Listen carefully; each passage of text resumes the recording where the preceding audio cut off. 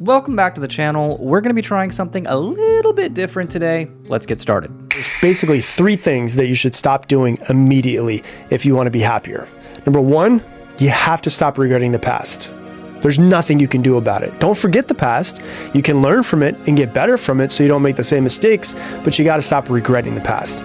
Number 2 is stop worrying about the future. Psychologists have found that 85% of what you worry about on a daily basis will never happen. That's a waste of your energy. That's a waste of your time. And then number 3, stop looking for your happiness in other people. Other people cannot make you happy. It is absolutely impossible.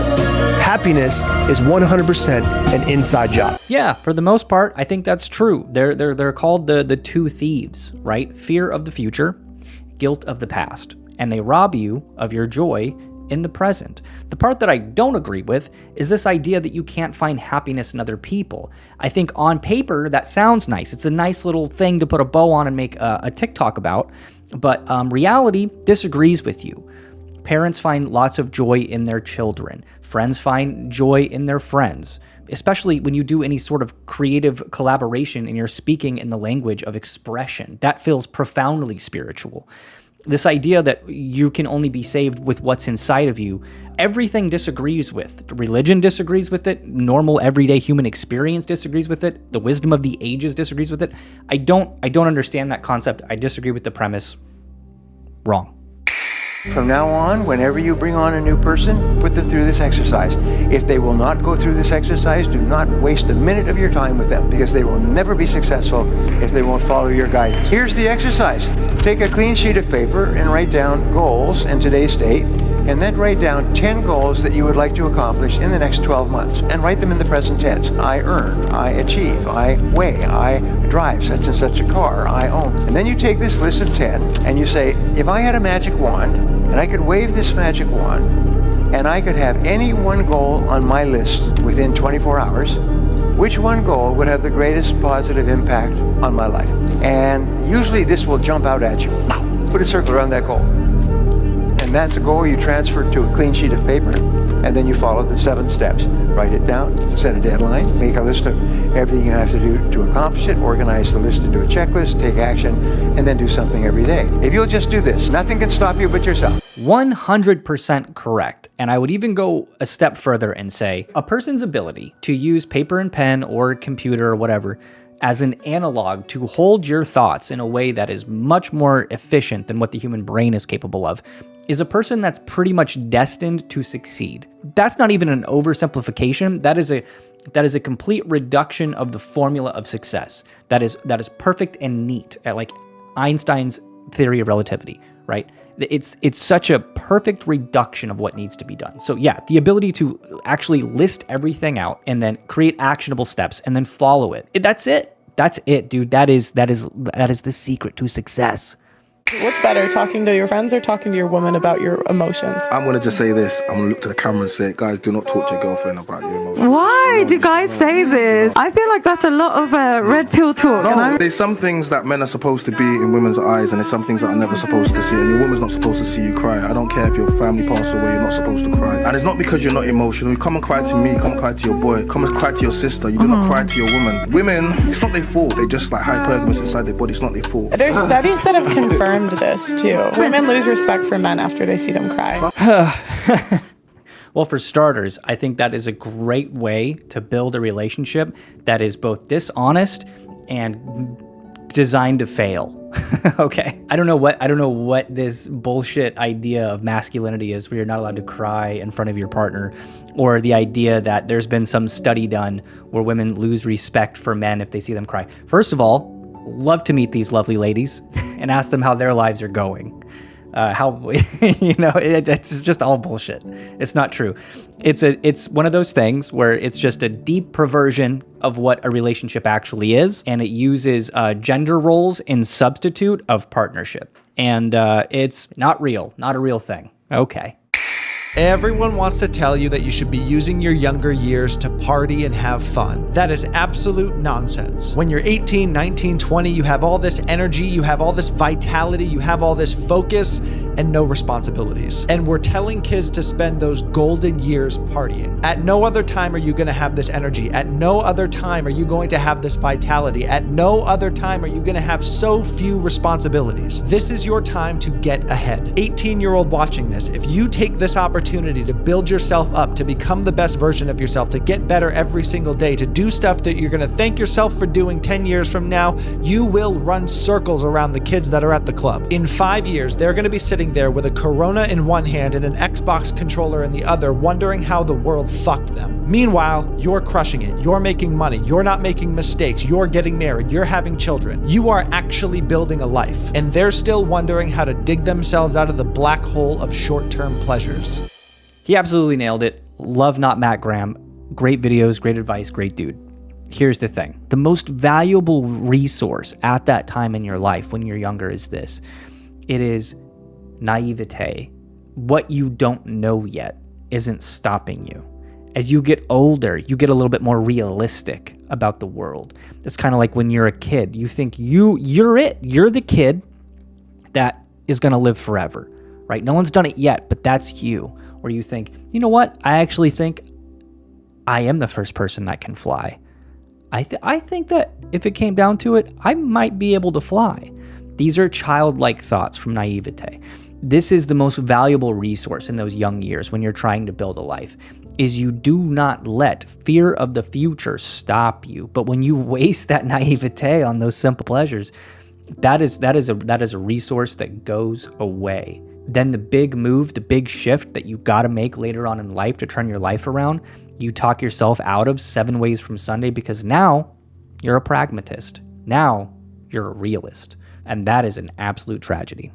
It's unpopular for men to be seen as stoic. A stoic man is a toxic man in the minds of Hollywood writers, whereas I see it as like a necessary survival skill throughout most of human history. You can't have everyone be high-strung, emotional idiots who just go to pieces the moment things start going wrong. There needs to be stoic people who can deal with problems logically and don't complain all the time about things. People used to live hard lives. Previous generations would be shocked and appalled by how easy we have it now. We don't live in that world now, and so that idea of stoicism, the stoic man who gets things done and who doesn't complain about it, that is seen as a toxic relic of a different time. And I think particularly because of the writers that you have, you've either got women now in Hollywood who are threatened by that, or you have effeminate men who've never endured hardship who are envious of that. And so either side wants to destroy it and get rid of it and mock it because they don't understand it. Yeah, there's a couple of things wrong here. Number one, this is people reacting to the internet and treating the internet like it's reality when in fact it's actually just the internet. I don't think there's a lot of people going around bashing Stoicism. Also, this is the idea of a strong silent man. That's like a first grade understanding of Stoicism. Anybody who understands Stoicism knows that that's actually not necessarily a mischaracterization, but an oversimplification at best. So if you're the idea of like the Stoic man isn't some strong silent man, it is a very wise man. And the idea that they are both strong and silent, I think, are characteristics that can be attributed to them. But there's so much under the surface there that video doesn't touch on. So I don't know. It sounds like bullshit. What happens when a guy is single and he doesn't want to be? What does he do? And they'll all say things like, he starts working out, perfect. Starts getting serious about his career, cares about his car, makes sure his car is always clean, makes sure he smells right, makes sure he looks right, talks a big game, maybe gets serious about his finances. Perfect, okay. And then what happens? Somewhere on the spectrum between I want to get laid to I want to get married, wherever you fall on that spectrum at that time in your life, what happens as soon as you get that? And then everybody starts laughing because they realize, well, I stopped working out, I stopped caring about my car, my career takes second to my woman, or whatever your situation is, right? Okay. Well, what was the goal? It wasn't any of those things. You were doing those things for the goal was, I want to get laid or I want to get married, somewhere in that spectrum. The behavior is, I have to do these things in order to get that. As soon as I get that, I no longer have the motivation to do those things. I don't understand that. The desire to get laid and the desire to be in a relationship, two very different things.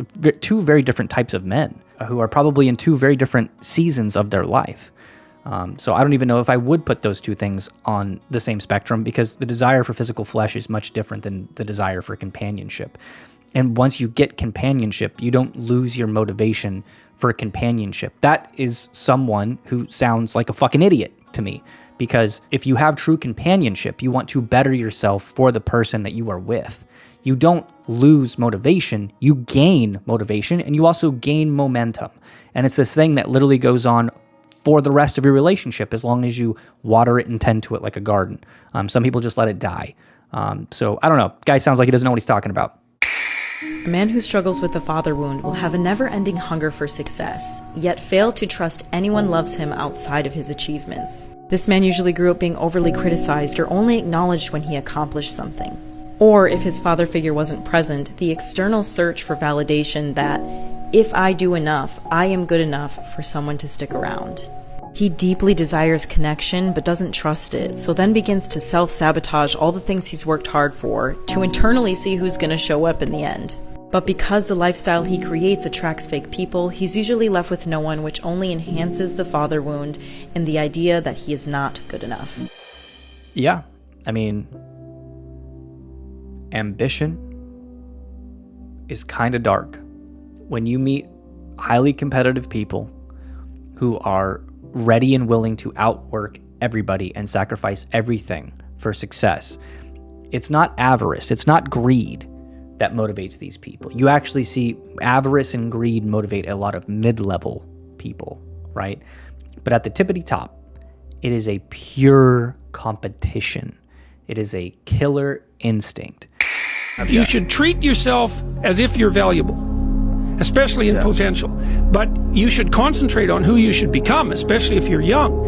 And so let's say you're miserable and nihilistic and chaotic and depressed and all of that now, and you have your reasons, you know, terrible parenting, abuse, all of those things. It's like, well, you should feel good about yourself. It's like, no, it's not the right message. Is that it's more like you should understand how much potential there is within you to set that straight.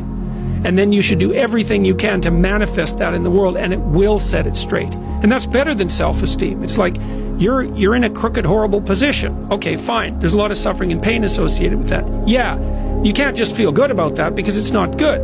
But you can do something about it. You can genuinely do something about it. And I think all the evidence suggests that that's the case. Yes. So I'm telling young people, look, there's no matter how bad your situation is, I'm not going to pretend it's okay. It's not okay.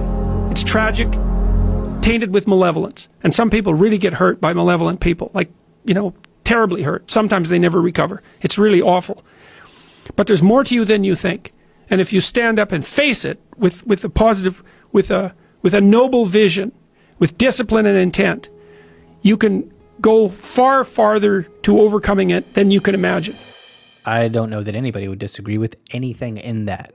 The only thing I could even add to it is when he says the noble vision. You need to have a noble vision in order to get yourself out of that dark place. That noble vision is the thing that I talk about so often. Finding out who you are, what would make you happy, making that list, put it down on paper, create those goals and make it happen. The noble vision should exist in the physical world, whether you write it down or create a mood board or whatever it is. It needs to be a thing that you outline so you can use it like an altar to pursue something better. I mean, I love that video. I think that nailed it, man. And I think with that, we're going to wrap it up. If you guys like this video, if you like this format, let me know. I'm happy to do more of it. And as always, I love you guys. Thank you for watching, and I'll see you next time.